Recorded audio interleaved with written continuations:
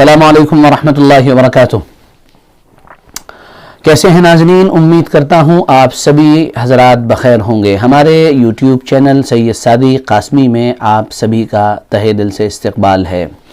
اس وقت میں آپ کے سامنے ایک عظیم الشان شخصیت کی زندگی کے کچھ پہلوؤں کے بارے میں عرض کرنے حاضر ہوا ہوں۔ جیسا کہ آپ کو اطلاع ہوگی کہ ہمارے شہر فیروز آباد کے مفتی حضرت مولانا مفتی عبدالعلیم عیسیٰ وصی اللہ کل اللہ کو پیارے ہو گئے ہیں۔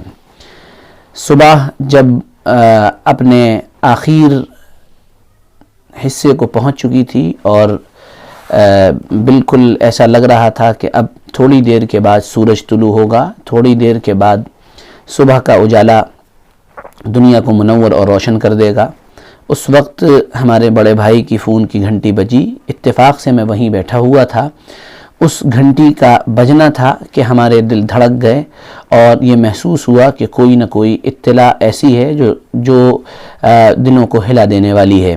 بالکل اسی وقت فون جیسے ہی اٹھا ریسیو ہوا، اس وقت ایک آواز گلے کی بھررائی ہوئی اور عجیب و غریب غم میں ڈوبی ہوئی، ادھر سے گویا ہوئی کہ عمو جان اللہ کو پیارے ہو گئے ہیں۔ یہ بات سن کر دل بھی دھک سے ہو گیا اور ذہن اور دماغ ماضی کے اوراق کو پلٹنے لگا اور حضرت مفتی صاحب رحمۃ اللہ علیہ کی خصوصیات اور ان کے سلسلے کی بہت سی باتوں کی طرف ذہن چلا گیا۔ بہرحال میں اسی سلسلے میں کچھ باتیں آپ کی خدمت میں پیش کر رہا ہوں، جس سے حضرت رحمۃ اللہ علیہ کی زندگی کے بارے میں بہت ساری چیزیں آپ کے سامنے آئیں گی۔ اگرچہ یہ تفصیلی ویڈیو تو نہیں ہے، تفصیلی ویڈیو اگر اللہ نے موقع دیا پھر لے کر حاضر ہوں گے، لیکن پھر بھی کچھ اہم ترین باتیں آپ کی خدمت میں پیش کر رہا ہوں۔ حضرت مفتی صاحب رحمۃ اللہ علیہ کی ولادت 1937 یا 1938 میں الہ آباد میں ہوئی تھی، جو ایک بہت مشہور ضلع ہے اور ایک بہت پرانا شہر ہے۔ حضرت رحمۃ اللہ علیہ کے والد کا نام حضرت مولانا سراج الحق صاحب تھا، جو مچھلی شہر کے رہنے والے تھے۔ انتہائی قابل اور فاضل، اخاذ اور انتہائی ذہین ترین لوگوں میں ان کا شمار ہوتا تھا۔ ان کی کئی کتابیں موجود ہیں جو ان کے فہم اور ان کے ذکاوت اور ان کی علم کی شاہکار ہیں۔ اللہ تعالیٰ نے گوناگون صلاحیتوں سے ان کو نوازا تھا۔ ظاہر سی بات ہے، ایسے گھر کے اندر پیدا ہونے والا بچہ وہ باتیں بہت جلدی سیکھ لیتا ہے جو دوسرے گھروں میں بچے سالوں میں سیکھتے ہیں۔ بہرحال اور ابتدائی طور پر جب اللہ تعالیٰ کی طرف سے کوئی ایسا نظام ہوتا ہے کہ کسی سے کوئی بڑا کام لینا ہوتا ہے تو ایسے افراد مہیا ہوتے چلے جاتے ہیں اور ایسے لوگ ملتے چلے جاتے ہیں جو اس کے لیے ایک مینٹور کا، ایک بہترین مربی کا، اس کی شخصیت سازی کا کام کرتے ہیں یا کام ان سے لے لیا جاتا ہے۔ مفتی صاحب رحمۃ اللہ علیہ کے ابتدائی اساتذہ میں حضرت مفتی حنیف صاحب جونپوری رحمۃ اللہ علیہ اور ان کے بڑے بھائی مولانا عبد الرحمن جامی جو خود بہت پائے کے آدمی تھے، یہ سب حضرات شامل تھے۔ اور آخری ان کے استاد یا ان کے مربی یا ان کے شیخ یا ان کے پیر ولی کامل شاہ وصی اللہ رحمۃ اللہ علیہ تھے، جو حقیقی معنوں میں تصوف اور علم اور عرفان اور سلوک کے سلسلے کے شاہ تھے، بادشاہ تھے۔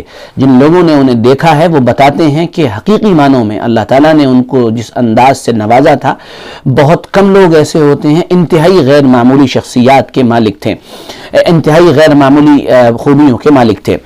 شاہ وصی اللہ صاحب رحمۃ اللہ علیہ سے ہمارے مفتی صاحب رحمۃ اللہ علیہ کا ایسا رشتہ جڑا اور ایسا تعلق قائم ہوا کہ پھر وہیں کے ہو رہے اور ایسے ہو رہے کہ وہ پھر ساری زندگی اپنے آگے کبھی دیگر اپنی نسبتوں کے بجائے، اپنے خاندانی نسبتوں کے بجائے بھی آگے لکھتے تھے عبدالعلیم عیسیٰ وصی اللہ، یعنی اتنا اس حد درجے تعلق تھا اپنے شیخ سے اور اپنے مربی سے۔ یہ بھی بات میرے علم میں ہے کہ حضرت کے اساتذہ میں اس وقت کے بہت بڑے پیر و مرشد حضرت مولانا قمر الزمان صاحب الہ آبادی دامت برکاتہم بھی شامل ہیں۔ بہرحال حضرت کا علمی سلسلہ شروع ہوا، انتہائی اعلیٰ درجے کا ذوق، ایک بہترین کامل اور ایک اچھا ذہن اور ایک بہت طاقتور اللہ تعالیٰ نے ان کو سوچنے کا سمجھنے کا ملکہ عطا فرمایا تھا۔ اس کی تو گواہ ہم سب لوگوں کی ذات ہے کہ اللہ تعالیٰ نے حضرت مفتی صاحب رحمۃ اللہ علیہ کو کن کن خوبیوں سے نوازا تھا۔ ابتداءً وسیعۃ العلوم میں مدرس ہوئے، اس کے بعد مصباح العلوم جو الہ آباد میں ایک مدرسہ ہے اس میں صدر مدرس بھی رہے۔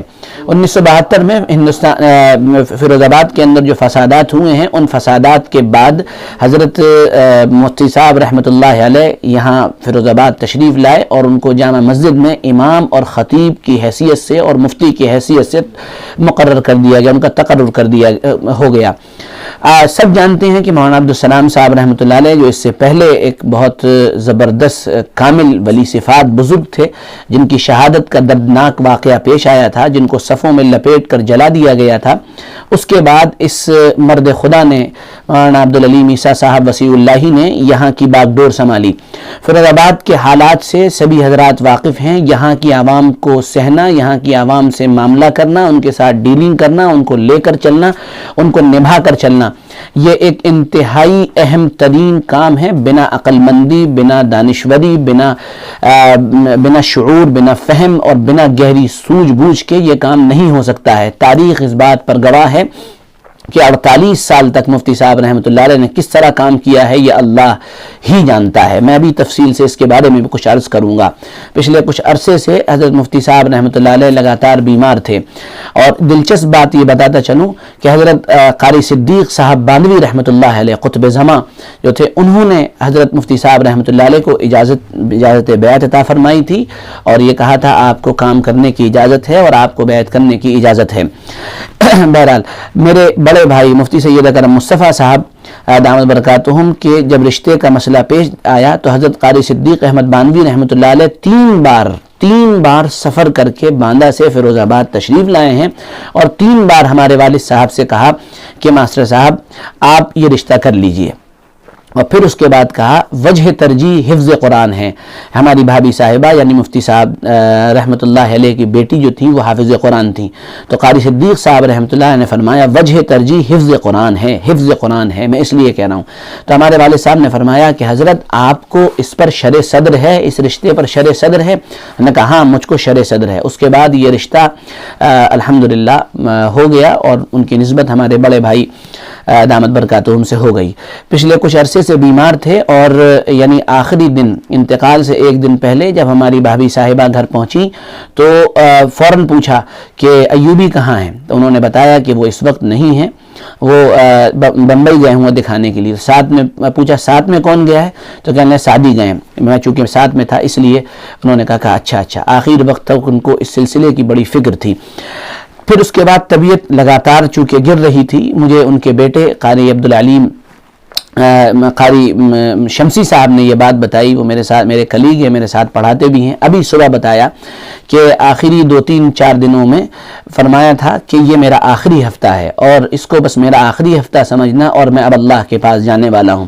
اور پھر کہا شمسی ذرا یہ بتاؤ آخر وقت میں حضور پاک صلی اللہ تعالی علیہ وآلہ آلہ وسلم کیا دعا مانگتے تھے؟ تو انہوں نے بتایا کہ یہ دعا مانگی ہے اللہم بالرفیق الاعلیٰ۔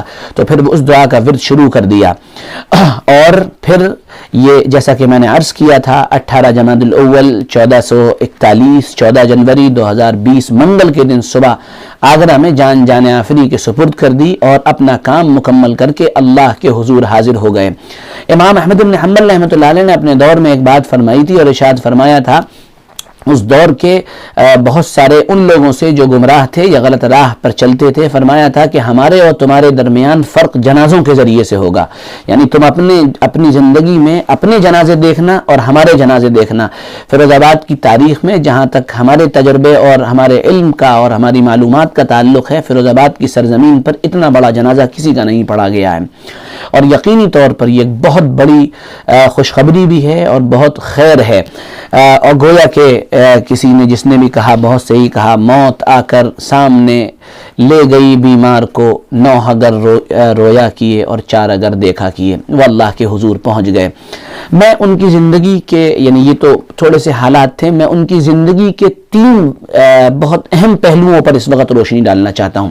ان کی زندگی میں جتنا میں نے دیکھا، یہ تو نہیں دعویٰ کروں گا بہت دیکھا، لیکن جتنا دیکھا اس سے پہلی بات یہ سمجھ میں آئی کہ وہ اپنے اصول کے بہت پابند تھے۔ جو اصول، جو کام کا جو وقت طے تھا حضرت کے ہاں، اس چیز کا انتہا درجے اہتمام تھا۔ نمبر 1 بات۔ نمبر 2 بات، نظام، کسی بھی چیز کا نظام اور انتظام، نظم طبیعت کے اندر بہت زیادہ تھا۔ میں نے دیکھا کہ ان کے پین رکھنے کا انداز، کس پین سے کس چیز پر کیا لکھنا ہے، کس کتاب کو کس جگہ رکھنا ہے، کس کاغذ کو اٹھا کر کس جگہ رکھنا ہے، اس کے رکھنے کی ترتیب کیا ہوگی، ان چھوٹی چھوٹی جزوی چیزوں پر باقاعدہ ان کو اتنا گویا کہ ملکہ اور عبور حاصل تھا کہ لوگ دیکھتے تھے کہ واقعی جیسے کوئی مشین ہے کہ جس کام پر لگا دیا گیا وہی کام کر رہی ہے۔ اور آخری چیز جو مجھے سب سے زیادہ انسپائر کرتی ہے ان کی زندگی میں، ان کی زہد و قناعت کی زندگی ہے۔ میں گواہ ہوں، ایک بار کا نہیں بار بار کا گواہ ہوں۔ وہ چھوٹا سا گھر جو جامع مسجد فیروز آباد کا گویا کہ وقف کا ایک حصہ تھا، چھوٹا سا گھر، میں سمجھتا ہوں 500 اسکوائر فٹ کے اندر شاید وہ گھر ہوگا، اس کا چھوٹا سا آنگن، اس کی چھوٹا سا اس کا باورچی خانہ، اس کا چھوٹا سا جو ہے استنجا خانہ، چھوٹی چھوٹی چیزیں، اس اللہ کے بندے نے ساری زندگی اپنا ذاتی مکان نہیں بنایا۔ اس کے گواہ تو ہم لوگ ہیں۔ چھوٹی سی چیز میں گزارا کر کے چلے گئے۔ پیچھے کا کمرہ بھی بہت دنوں کے بعد جا کر ملا تھا، اور جس میں وہ پیچھے مہمان نوازی کے لیے وقف تھا۔ تو زہد اور قناعت، چھوٹی سی روزی پر قناعت کرنا بڑی دکھ بھری داستان ہے۔ اگر یہ داستان ذکر کی جائے کہ اتنے قابل و فاضل آدمی کے ساتھ جو کچھ بھی ہوا، اللہ تعالی ہم سب کو معاف فرمائے۔ بہت معمولی، میں ذکر نہیں کرنا چاہ رہا ہوں ان چیزوں کو، بہت معمولی اور قلیل تنخواہ پر اس آدمی نے اپنی زندگی گزاری ہے، اللہ غریق رحمت فرمائے۔ زہد و قناعت کا ایک واقعہ سنا کر میں بات ختم کرتا ہوں۔ فیروز آباد کے ایک سرمایہ دار نے، جو ان کو سالانہ ایک اچھی رقم دیا کرتے تھے، ان کو ایک مرتبہ کہا کہ بچوں کو قرآن خوانی کے لیے گھر پہ بھیج دیے گا۔ تو حضرت مفتی صاحب نے قرآن خوانی کے لیے گھر پر نہیں بھیجا۔ تھوڑے دن کے بعد وہ صاحب آئے اور آ کر کہنے لگے کہ ارے میں نے کہلوایا تھا کہ بچوں کو بھیج دیا جائے، بھیجا نہیں گیا۔ تو حضرت مفتی صاحب رحمۃ اللہ علیہ نے فرمایا کہ آپ کو میرا مزاج معلوم نہیں ہے؟ اتنے دن سے آپ میرے ساتھ رہ رہے ہیں، کیا آپ کو اندازہ نہیں ہے کہ میں کیا، میرا اصول کیا ہے، میرا مزاج کیا ہے؟ ہم بچوں کو کہیں بھیجا نہیں کرتے ہیں، قرآن خوانی یہاں ہو جائے گی، ایصال ثواب ہو جائے گا۔ انہوں نے کہا تو پھر جو میں اتنا چندہ دیتا ہوں اس کا کیا فائدہ؟ مفتی صاحب رحمۃ اللہ علیہ نے اپنی ڈیسک کے نیچے ہاتھ ڈالا اور جتنا چندہ وہ سالانہ دیتے تھے وہ چندہ ان کو دے کر کہا کہ اب آپ یہاں سے رخصت ہو جائیے، روانہ ہو جائیے فوراً۔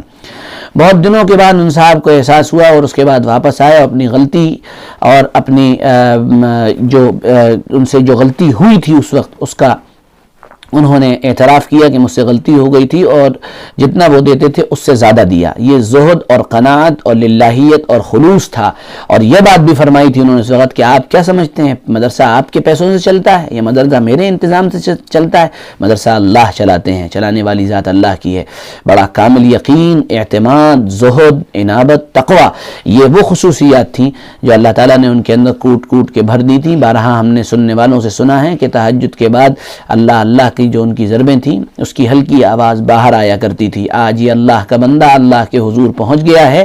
آپ سبھی ناظرین سے درخواست ہے کہ سبھی لوگ ان کو ایصال ثواب کا اہتمام کریں اور یہ دعا کریں اللہ اعلیٰ علیین میں اعلیٰ مقام نصیب فرمائیں، پسماندگان کو صبر جمیل عطا فرمائیں، اور اللہ اپنے کرم سے، اپنے فضل سے ہم کو ان کے نقش قدم پر چلنے کی پوری توفیق نصیب فرمائیں۔ فقط والسلام، جتنا ہو سکے، جہاں تک ہو سکے ہمارے اس ویڈیو کو شیئر کریں، کیونکہ آج کل پڑھنے سے زیادہ سننے کا معمول بن چکا ہے۔ پھر ملتے ہیں اگلے ویڈیو میں، تب تک کے لیے اجازت دیں۔ السلام علیکم ورحمۃ اللہ وبرکاتہ۔